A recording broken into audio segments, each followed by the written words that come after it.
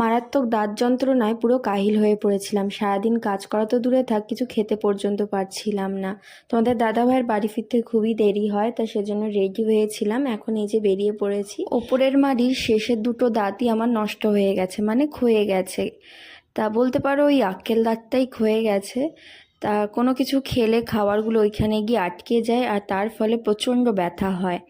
তা ব্রাশ করার পর একটু কিছুক্ষণ ঠিক থাকে, আবার যেই কি সেই ব্যথাটা শুরু হয়ে যায়। তা এখন রয়েছি বাজারের মধ্যে, কিন্তু এইখানে যে ডক্টর বসেন তার চেম্বার দেখলাম আজকে বন্ধ।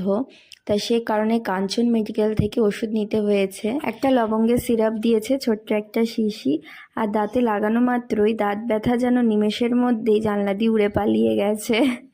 তা যাই হোক, এখন এই যে রাতের রান্না করছি, খুব বেশি একটা রান্না করব না। ঝিরিঝিরি এই যে আলু কেটে রেখেছি, স্কোয়ার করে আলুর তরকারি করব। আর ময়দাটা মেখেই রেখে গেছিলাম। পুকু কয়দিন ধরে খুব বায়না করছিল যে আমি একটু মা লুচি খাবো, লুচি করে দাও। তা সেজন্য রাতে লুচি আর আলুর তরকারি করছি। আর আমি দেখি কি খাই, কারণ লুচি আটা ময়দার জিনিস তো একটা খেতে পারি না। কড়াইতে কালো জিরা শুকনো লঙ্কা ফোড়নে দিয়ে তরকারিটা বসিয়ে দিচ্ছি।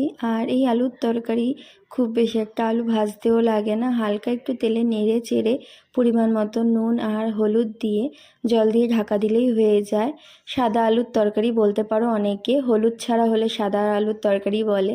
তা হালকা একটু হলুদ দিয়ে আমরা রুটি লুচি দিয়ে খেতে খুবই ভালো লাগে, আর শর্টকাট পদ্ধতিতেই কিন্তু এই তরকারিটা হয়ে যায়। একদিকে এই তরকারিটা হতে থাকুক, আরেক দিকে আমি লেচি কয়টা ভেজে নিই। তা বাজারে যাওয়ার আগে সন্ধেবেলায় ভালো করে ময়দাটা গরম জল দিয়ে মেখে রেখে গেছিলাম, এখন শুধু বাড়ি ফিরে লেচি কয়টা ভেজে নিচ্ছি। আর আজকে দেখো একটু চিনি দিয়েছি আমি ময়দার মধ্যে, যাতে একটু টেস্টি লাগে, মানে ওই বলতে পারি একটু মিষ্টি মিষ্টি খেতে লাগে। আমার মতন তোমরাও কি মিষ্টি মিষ্টি লুচি খেতে পছন্দ করো? তাহলে অবশ্যই কমেন্টে জানিও। এদিকে বাবা মেয়েকে নিয়ে খেতে বসে পড়েছে। আজকের ব্লগটা ভালো লাগলে একটা